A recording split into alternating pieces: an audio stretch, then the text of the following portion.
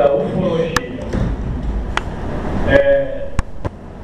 Acredito que todos vocês que estão aqui conhecem pelo menos alguma coisa de ufologia. Hoje eu vou abordar um assunto que eu tenho plena e absoluta certeza que vocês nunca viram, tá? E nem imaginam. Nós vamos abordar a ufologia dentro da questão bíblica. Não vou nem entrar em outros livros sagrados, mas propriamente na Bíblia para vocês verem, tá? E vocês vão ver determinadas coisas que provavelmente vocês nunca imaginaram que estivesse ali, tá? Vai ser surpreendente realmente. Começando que nenhum de vocês assistiu a alguma palestra minha, então eu estou falando isso que vai surpreender vocês porque vai mesmo, tá? Quem já leu a Bíblia ou lê a Bíblia aqui? Quem já ouviu falar no querubins e serafins na Bíblia? Pois é, vocês vão ser surpreendidos hoje com essa figura. Essa figura do querubim bíblico é fundamental para você conhecer na Bíblia os discos voadores. E a grande surpresa, inclusive no meio evangélico, é que a grande maioria, incluindo pastores, não conhecem o querubim bíblico. Por incrível que pareça. O querubim que todo mundo conhece é o da tampa da arca da aliança do testemunho, que é um anjo com asas estendidas. Aquele ali não é propriamente o querubim, é um dos símbolos do querubim. O querubim vocês vão conhecer hoje. E vão ficar de boca aberta, porque nós temos o querubim no nosso meio, nos dias de hoje, e a grande maioria não sabe disso. Eu vou mostrar para vocês, tá? Então, vamos abrir a primeira. Vocês estão vendo ali o templo que Salomão edificou na época para Deus. E ali, eu não sei, eu acredito que dá para ver perfeitamente, no santo, o templo era dividido em duas partes, o santo e o santo do santo, ou santíssimo. Naquela parte do fundo, que você está vendo aqueles animais ali, é um leão com asas, com cabeça de homem. Eles mediam, para vocês terem uma ideia, cerca de 6 metros. Asa a asa, aliás, 4,5 metros, asa a asa, cada um, por 4,5 metros de altura. E eles mediam de asa a asa, como está lá, encostando um com a asa lá e o outro encostando com a asa aqui. Ele tinha 9 metros, para você ter uma ideia, de comprimento aquele local ali. Era o santo do santo. E ali só entrava, durante o ano, alguém para fazer um sacrifício pelo pecado da nação. Tá? Para você ter uma ideia. Aquela figura que vocês estão vendo ali é um leão com cabeça de homem com asas de águia. Mas ela também é um corpo de boi, o touro, com cabeça de homem e asa. Ou ela tem nos museus de Inglaterra, na França, através das descobertas arqueológicas que eu vou mostrar para vocês, um leão com os pés de um boi, com a cabeça de um homem e asas nas costas. Afinal, o que é isso?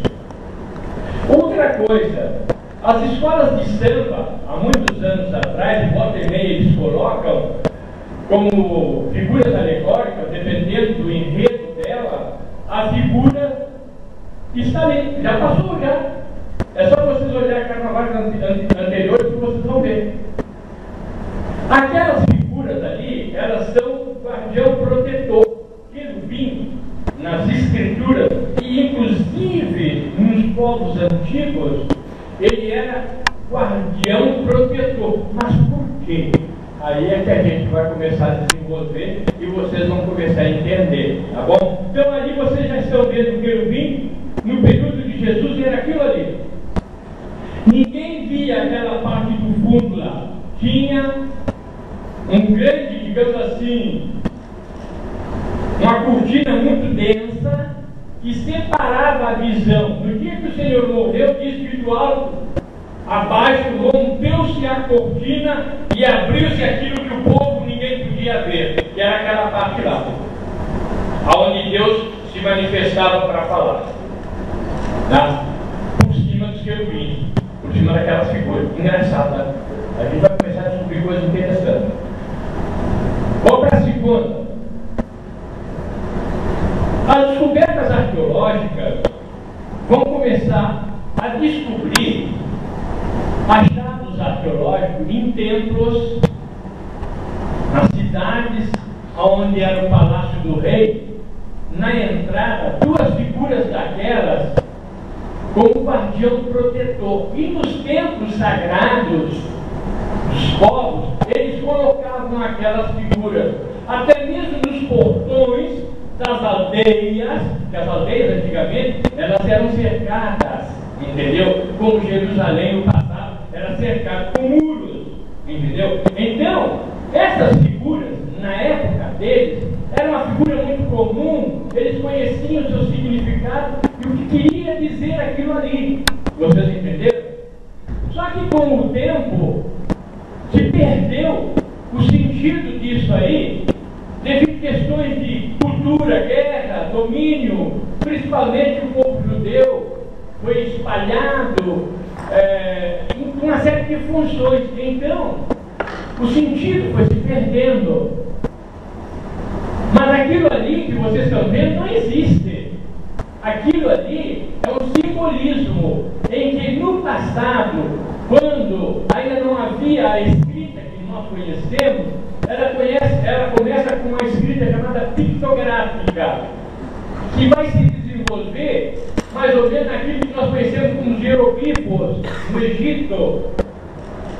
Essa figura pictográfica, ela é universal, até hoje ela existe e é usada diante dos nossos olhos. Por exemplo, uma figura ela pode ser simbólica. E eu vou dar um exemplo: o coração é amor, não é verdade? A pomba, a paz. O leão, o animal que vence, que destrói conceitos antigos. A águia, o pássaro que tem grande visão e voa em grandes altitudes. Então, esses conceitos do passado, eles foram colocados e inseridos nas figuras. Então, quando eles viam alguma coisa que eles queriam descrevê-la e que fugia a compreensão deles, que eles não estavam como nós hoje. Hoje você vê o avião, é comum para você. Mas, por exemplo, João, no Apocalipse, capítulo 9, ele descreve aviões e usa o gafanhoto. Aqui eu tenho um livro que eu mostro a figura como é escrito o gafanhoto, e você vai ficar impressionado com isso aqui, com essa forma simbólica, descritiva, entendeu? Por quê? Porque o gafanhoto é um destruidor, entendeu?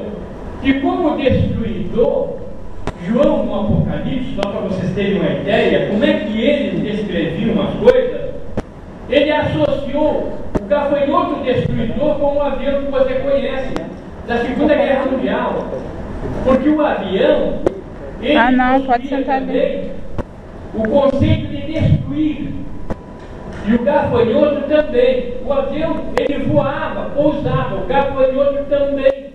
Então o que ele fez? Ele associou o gafanhoto para falar do avião. Aquilo que ele via no avião, ele jogava no gafanhoto. Então ele foi montando uma figura, que depois, se alguém quiser olhar, está aqui a figura que está lá em Apocalipse, simbólica, do avião. Entendeu? Se você for para Apocalipse 16, você vai encontrar petróleo. Aí você diz, mas como é que pode? Ele, João, Deus revelando, através do livro de revelação, o futuro, o que aconteceria. Você abre o Apocalipse, capítulo 16, a partir do verso 4, você vai encontrar que João descreve algo como o sangue de uma pessoa morta que mata todos os seres viventes na água. Por que ele usa o sangue de uma pessoa morta? Porque o sangue de uma pessoa morta é um sangue escuro coagulado. Vocês estão entendendo?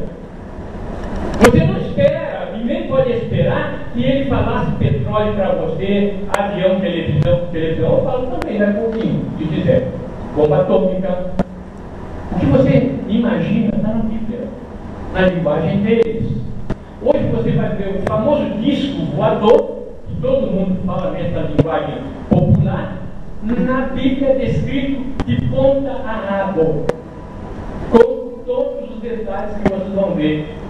Isso eu só posso apresentar em faculdade de teologia. Eu não posso subir numa igreja e trazer um assunto desse. Primeiro, que o pastor não me deixa nem abrir a boca. Segundo, vai ter um grande problema na igreja, porque ele mesmo desconhece essa realidade.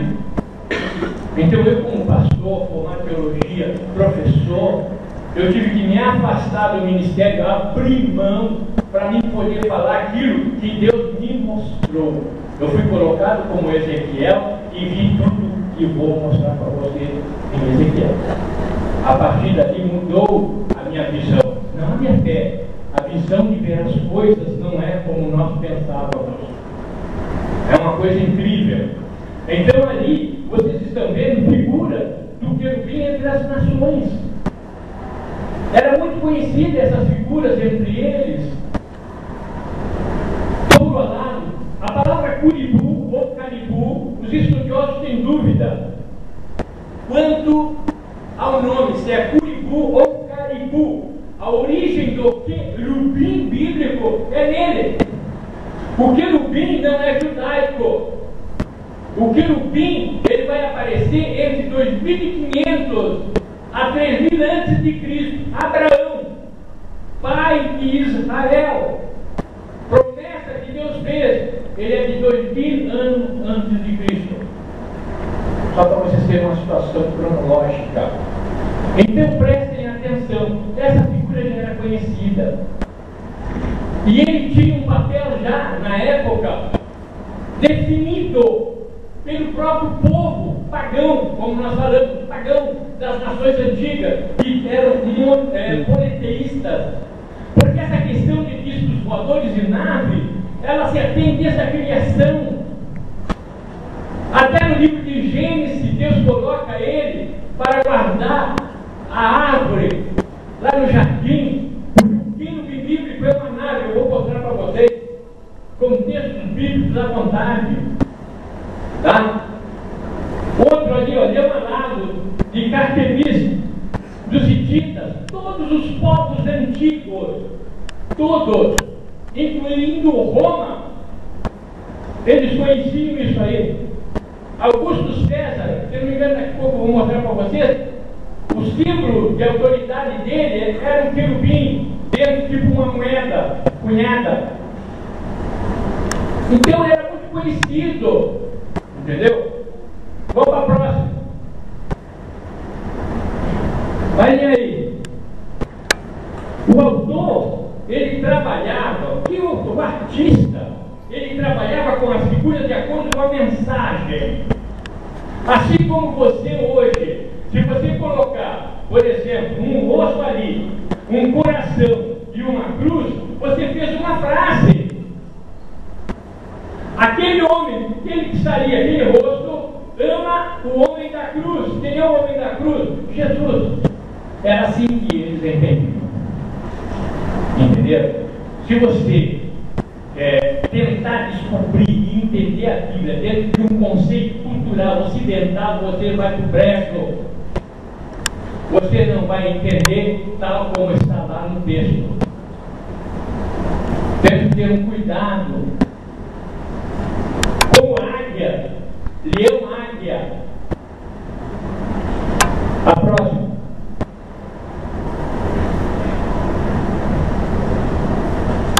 Manda a próxima para mim. Olha esses dois aí. Fantástico. O primeiro lá em cima, preste atenção e olhe para o segundo. Qual a diferença entre o primeiro lá em cima e o de baixo? Nenhuma. A mensagem é a mesma. Só que o artista trabalhou de forma diferenciada, mas o conteúdo e o seu sentido é o mesmo. Quer ver? Lá em cima está uma divisão divindade sentada em cima. Embaixo ela está dentro da redoma de asa, cúpula arredondada. Olha ali. Abaixo dela está descrito 2 homens touros alados. Aqui ele não botou asa, o de lá colocou. No meio, aqui ele está num círculo, um homem comum. E embaixo, observe, é comum, não tem rabo nem chifre. O que ele queria dizer ali? Então vamos para o de cima, que é mais fácil. Ele quis dizer que aquelas criaturas que estão aladas, com cabeça de homem, corpo de boi ali, boi não é animal de força, o sentido de transportar. Então, por isso que é o boi. Então, observe, aquelas figuras simbólicas são retratadas da nave, que no passado antigo, quando as naves entravam no sistema Terra, estou falando muito abaixo de Abraão, tá? Não estou falando de judeu ainda aí, não.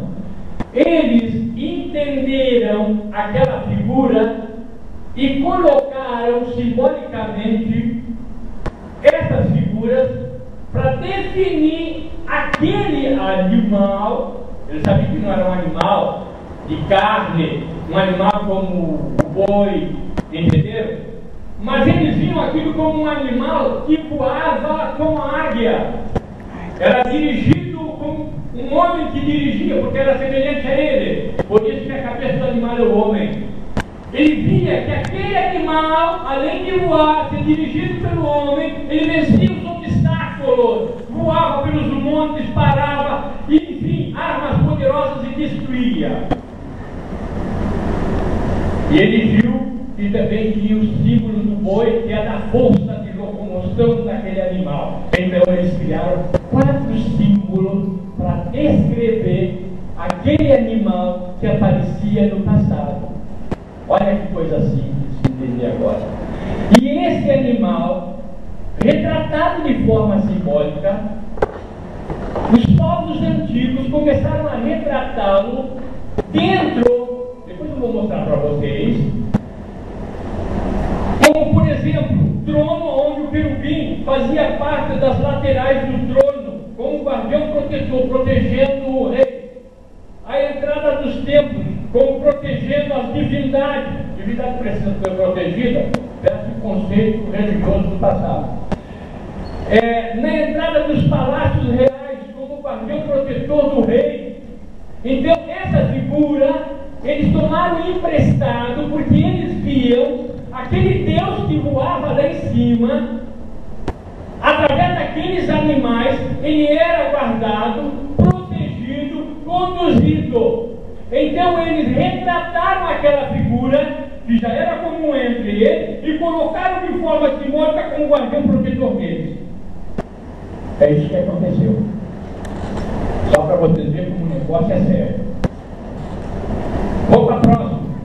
Ezequiel capítulo 3, tudo aquilo ali, viu? Depois eu vou mostrar. Simbolicamente, a nave é aquilo ali. Quando começou as descobertas arqueológicas, olha ali, a figura do homem. Olha ali. E olha a figura do animal de pedra, 30 toneladas, 5 metros de altura. Trabalhado, que obra de arte, com ferramental da época. Uma obra de arte que tu vê até os nervos do animal. É uma coisa fantástica. O cara que fez isso. Eles eram colocados as entradas, como você está vendo. Vamos para o próximo. Árvore sagrada. Você vai ver ali, ó, a divindade em cima da árvore sagrada. Esses 2 que estão do lado são querubins, têm asas de uma cestinha. Eles estão simbolizados ali como que banhando daquela árvore sagrada um fruto, colocando na cestinha para oferecer a alguém. E em cima está a figura de Deus no seu carro-trono. Nós estamos falando de Deus aqui para que as pessoas comecem a entender. Estamos falando de um Deus antropomórfico, semelhante ao homem, antropopático, que ele tem os mesmos sentimentos humanos. E Deus se irou, e Deus se arrependeu. Aí você diz, mas como é que pode? Adão, onde é que tu está, Adão? Peraí, mas como é que pode? Hoje você vai entender como pode, porque pode. Aí você vai entender quem é Deus, tá? Ali já está a figura ilustrada das descobertas arqueológicas. Vocês podem olhar do lado, esses quilhões ali, ó. A entrada como guardião, entenderam? Vamos para a próxima, tem muita coisa. Olha aí outra, a águia, símbolo do querubim bíblico em cima, é uma asa com Deus dentro daquela cúpula redonda.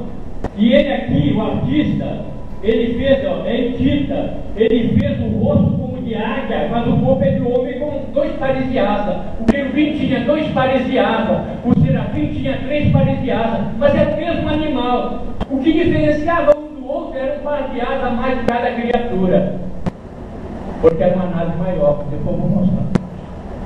Olha ali como eles trabalhavam. Está vendo o fruto e a cestinha? Aquele outro da águia também está com fruto em cima e uma cesta embaixo. Esse aqui de baixo é da Síria e Babilônia.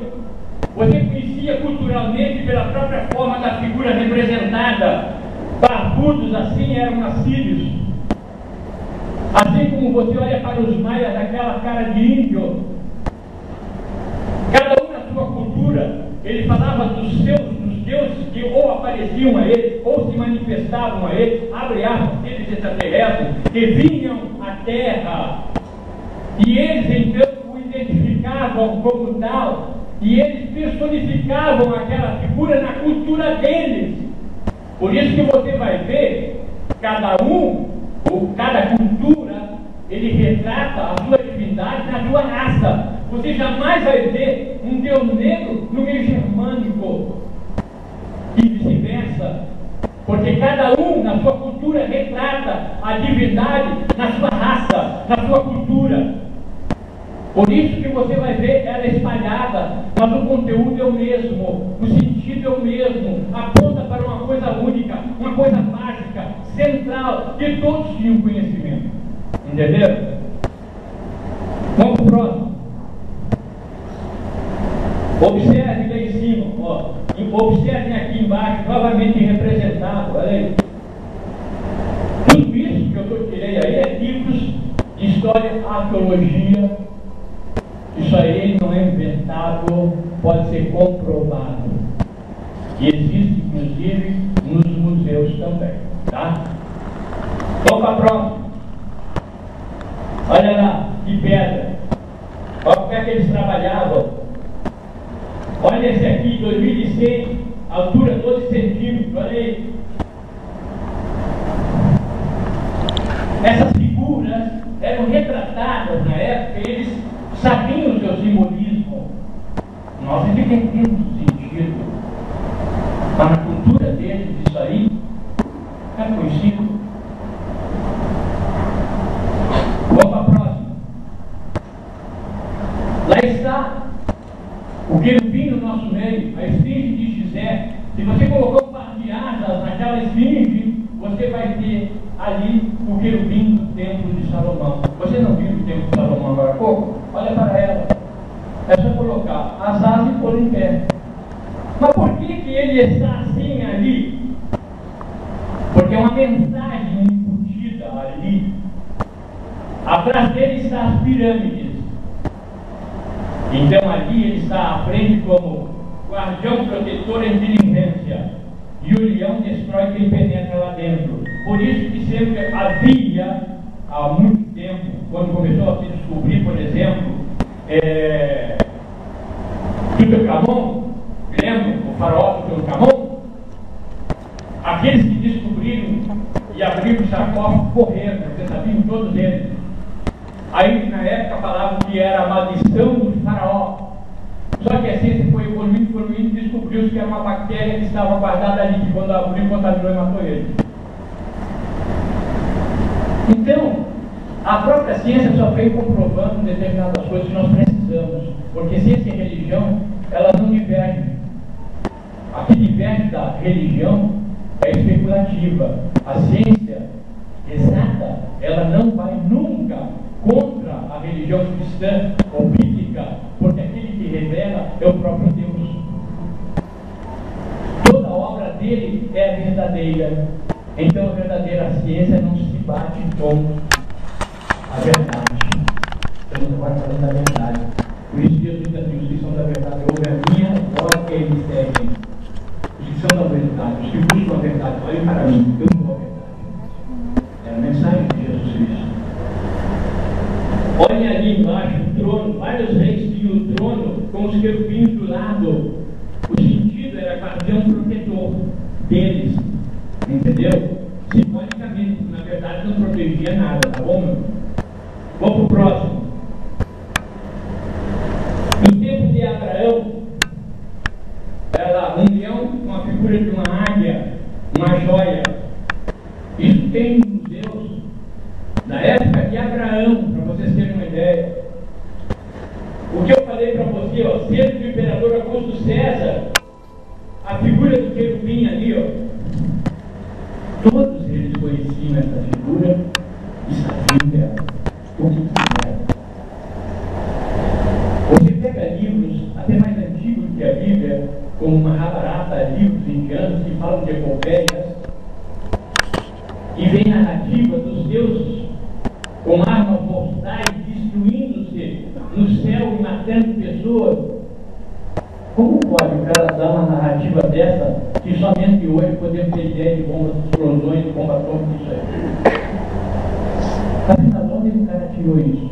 Não, ele não tirou, era realidade. Nós é que temos como lenda bobagem. Entendeu? Vamos para a próxima.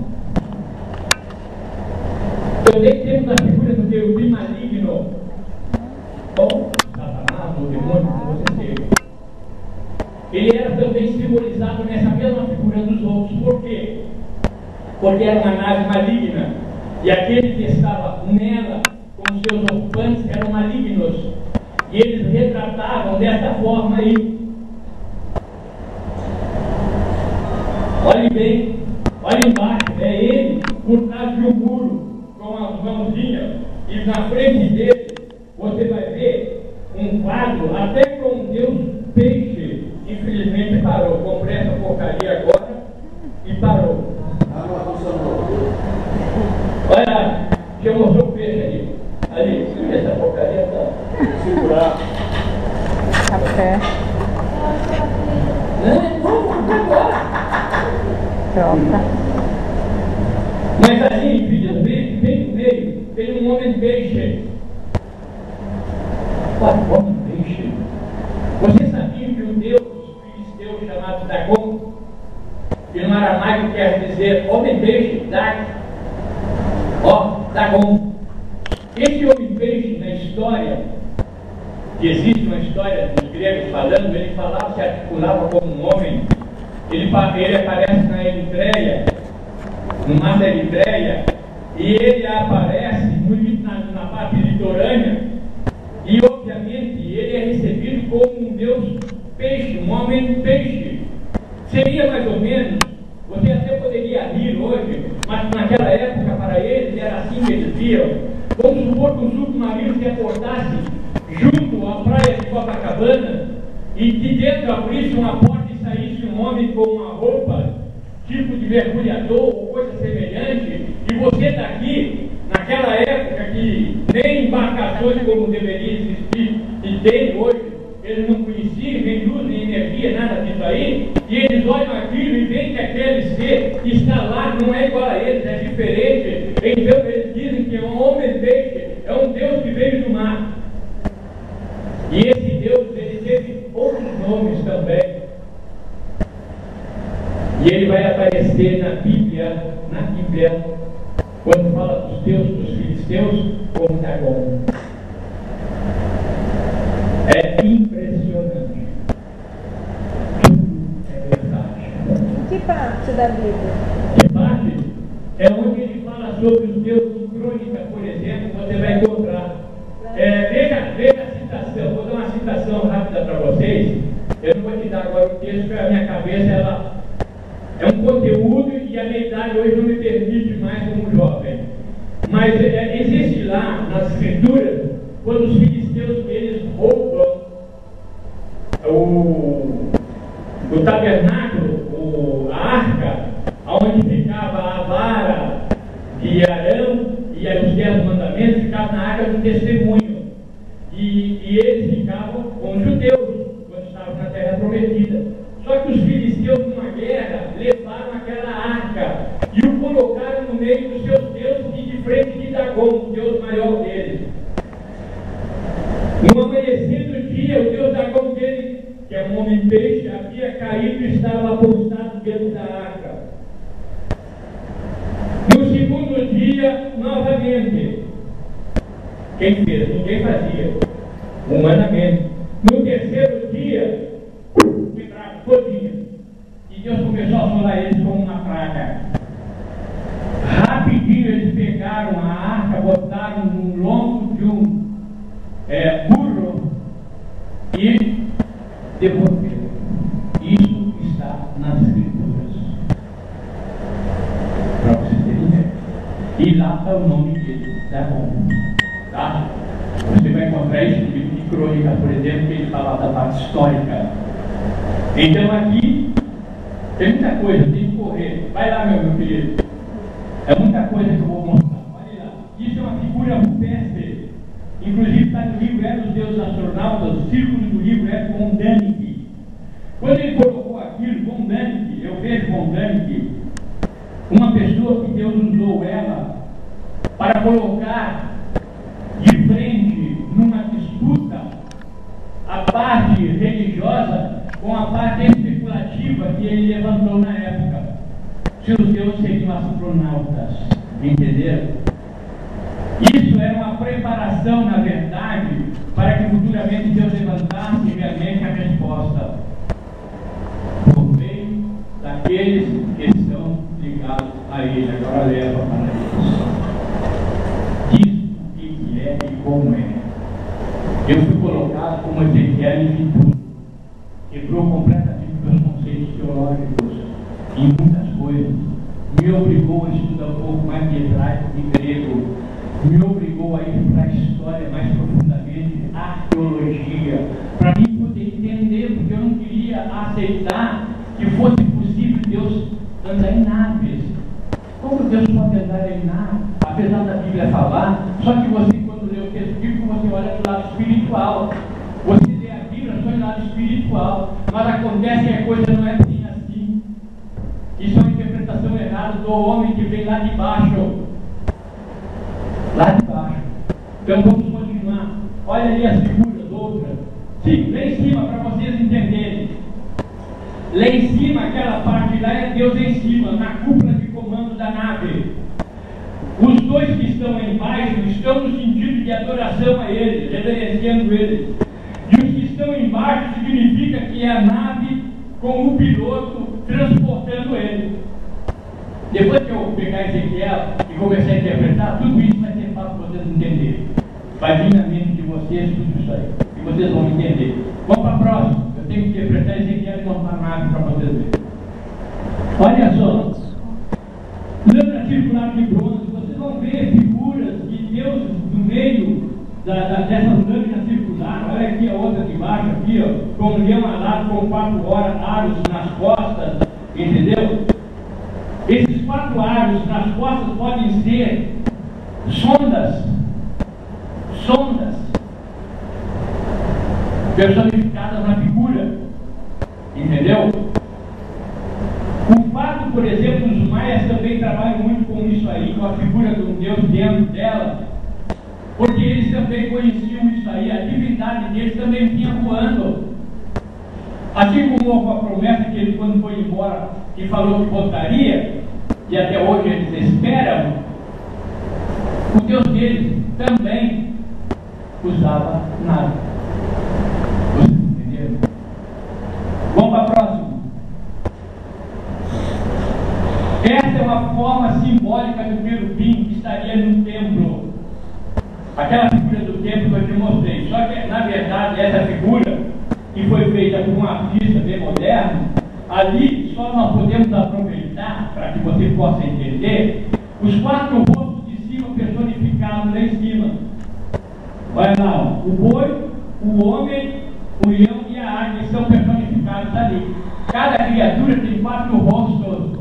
Querubim no hebraico é plural, você nunca vai ter querubim, não existe, é querubins. Por quê? Porque são 4 pilotos em volta da nave, você não pode desarticular os 4. Todas as vezes que eles apareciam na mesma posição, os 4. Daqui a pouco vocês vão ver quem é Ezequiel. Ali está a figura personificada melhor do querubim. Olha lá, como Ezequiel descreve, tinham patas como patas de bezerro, cascos de novilho, que era o sistema de pouso da nave. E vou correr então. Tá. Ó.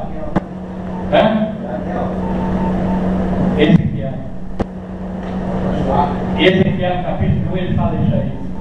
Vai à frente, por favor, vai. Vai em frente, não vou nem falar isso, vai em frente. Vai, pode mais. Isso é o serafim, vai embora, 6 asas, malha. Isso era a árvore, vai, pronto, para aí. Vai mais na frente, não adianta, não, tá aí, para aí. Ezequiel viu aquilo ali. Para vocês poderem entender, Ezequiel, quando foi escrever essa figura, ele descreve como criaturas viventes, porque essa figura, apesar de ser metálica, ele a descreve, ele via como um animal que voava como a águia, vencia os obstáculos como o leão, era possuidor de força como o boi, e tinha o homem como piloto, na linguagem moderna nossa. Entendeu? Então, ele, quando ele foi descrever essa figura, ele teve vários contatos para depois poder descrever essa figura. E ele, então, é altamente lógico, coerente, racional, nos mínimos detalhes, apesar de ser um dos textos mais difíceis da Bíblia.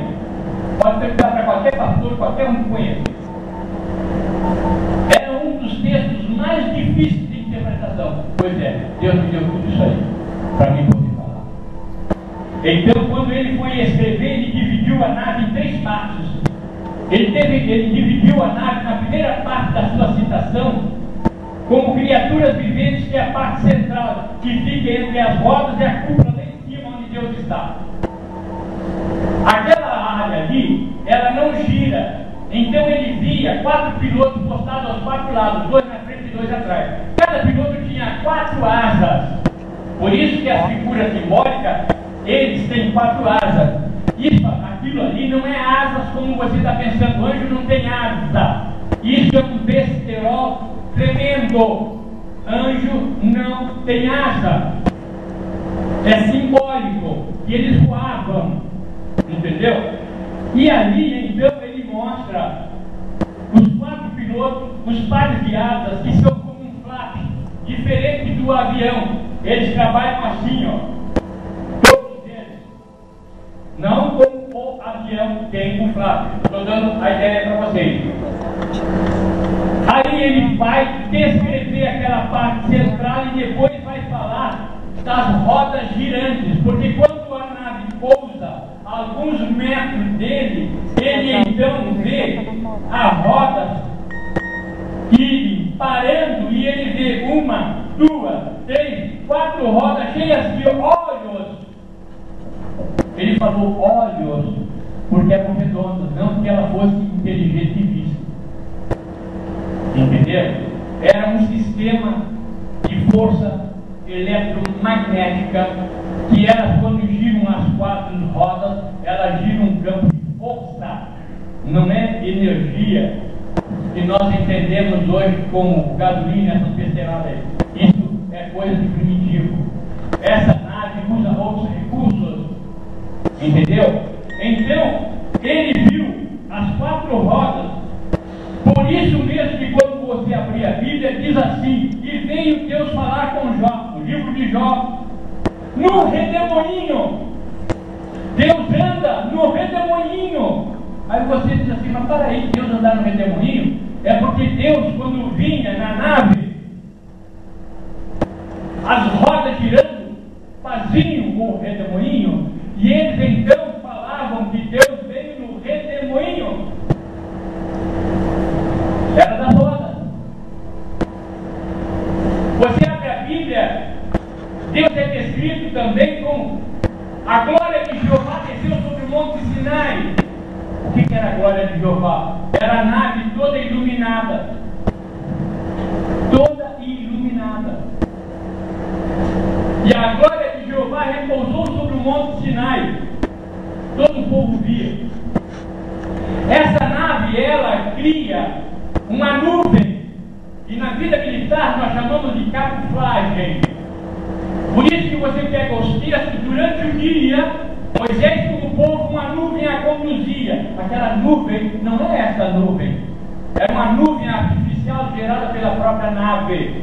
Quando chegava a tardinha, a nave que estava dentro da nuvem acendia suas luzes, então ela ficava afogueada.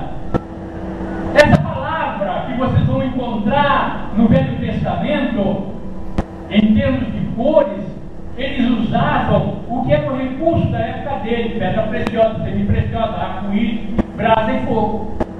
Por isso que quando você pega um texto bíblico, diz assim: os judeus que estavam em volta nas suas barracas ou tendas, e Deus no monte, Deus era aos olhos dele como um fogo consumidor, porque eles não entendiam, não conheciam luz nem energia, meu amigo.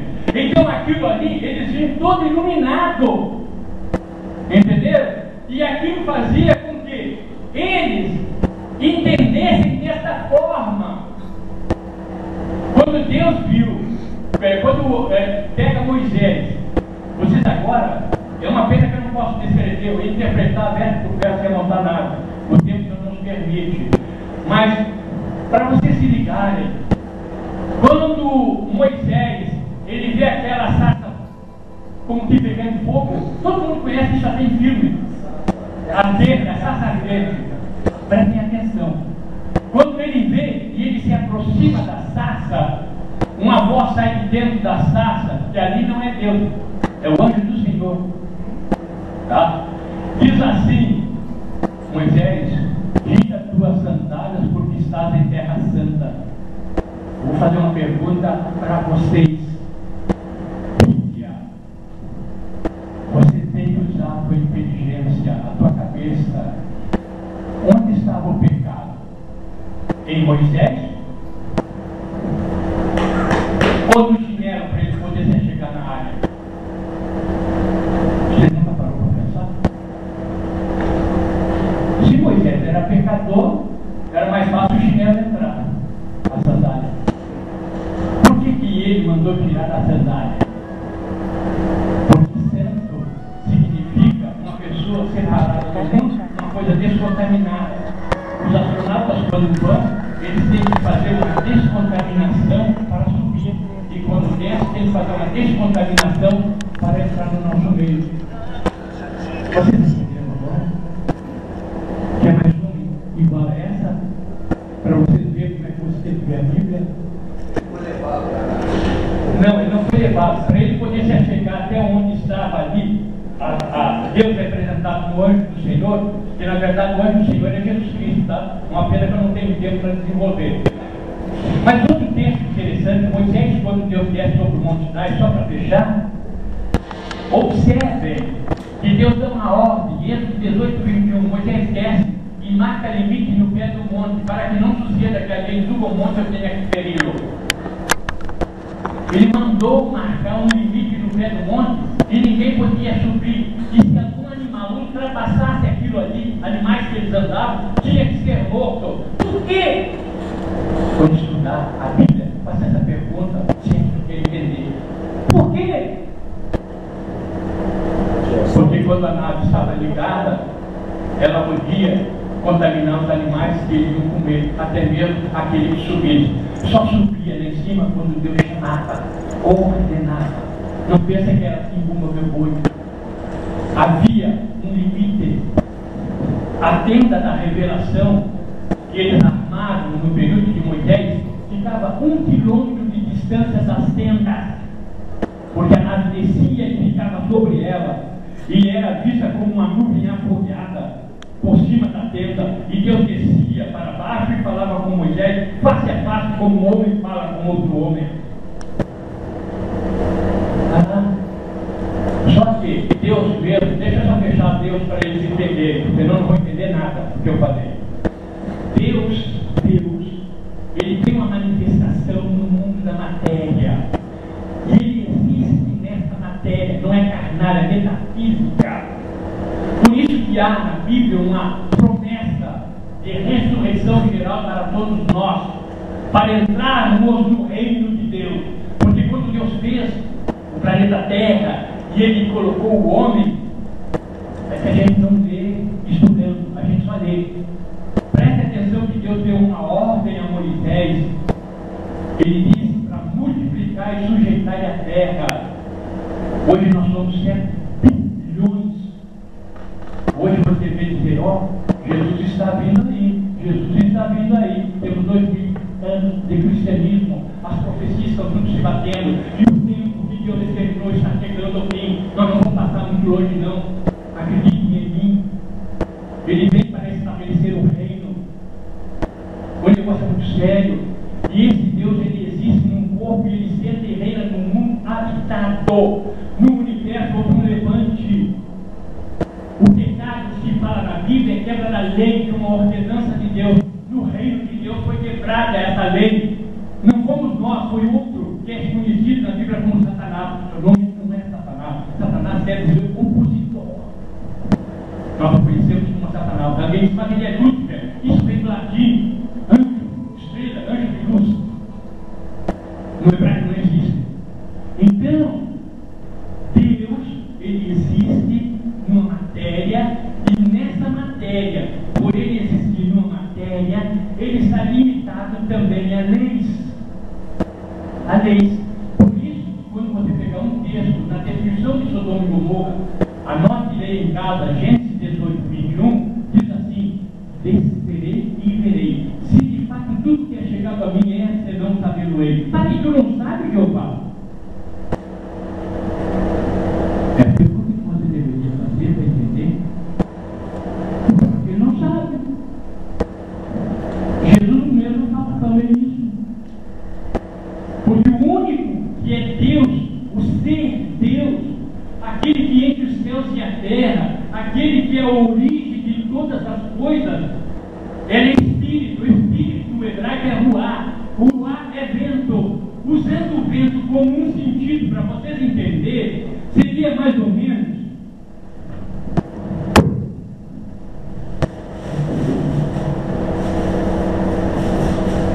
duvido que vocês não entendam agora. O mundo Terra não tem ar? Vamos supor que todo o universo tenha. Tem ar aqui dentro. Qual a diferença desse ar que está aqui dentro do ar que está aqui fora? Que esse ar que está aqui está contido, está debaixo de leis, está com um corpo.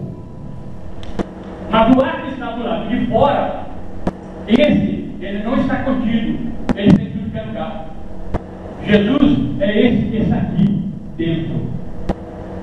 Por isso que ele é Deus conosco. Vocês estão entendendo? Por causa disso. Porque ele incorporou e desceu para assumir o papel humano. Deus existe no mundo da matéria. E todos nós vamos vê-lo. É uma das palavras do Sermão do Monte do Senhor Jesus. Podem olhar. Os puros de coração verão a Deus. Que Deus eles vão ver? O Deus antropomórfico. Não o ser Deus Espírito. Porque o ser Deus Espírito, ele enche os céus e a terra, ele não tem forma, ele não é homem, ele não é mulher. Esse é o Deus que quando você lê a Bíblia você consegue ver. Mas quando olha para a Bíblia, tu vê um sentado. Aí o cara que é formado, inteligente, Deus não pode estar sentado. Não, ele pode sim. Porque ele está manifesto para a revelação em toda a sua criação. Vocês estão entendendo? Porque Deus mesmo não pode ser visto por ninguém. Ninguém, nem anjo. Que aliás é uma palavra nojenta que foi colocada na nossa Bíblia. Por quê? Porque anjo vem do grego, e vem do grego porque foi tirado do hebraico, malaki, mensageiro. No grego, ângelo. No português, anjo. Não, errado, tinha que ser mensageiro. Você, quando lê a Bíblia, que você vê a palavra anjo, arremete a você a ler e entender que é anjo do céu, e não é. Pode ser terreno. Apocalipse, o anjo lá é o pastor em Apocalipse. Ao anjo das 7 igrejas é o pastor, é o líder. Não tem nada celestial. Então algumas palavras têm comprometido o entendimento de muita gente. Infelizmente nós temos que parar. Eu gostaria de ter mostrado e montado a nave todinha com detalhes. Mas certamente nós teremos numa próxima oportunidade, sabe lá? E nós poderemos apresentar tranquilamente, verso por verso, montar até naves de formas diferentes na Bíblia. Para vocês terem uma ideia de que realmente isso está lá na Bíblia. Tá? Eu agradeço a oportunidade e espero que vocês tenham entendido o que eu falei, não tenha criado muita confusão na mente de vocês, mas uma coisa vocês podem dizer com absoluta certeza: a Bíblia fala também sobre fenômenos extraterrestres, tá bom? Não tenha dúvida não. Você é a próxima parede. Agora, aqui, Você pode ver com a gente. entendeu? Isso aqui, deixou a gente com gosto. Coloquei doce na boca. Uma reunião, vai levar no centro lá.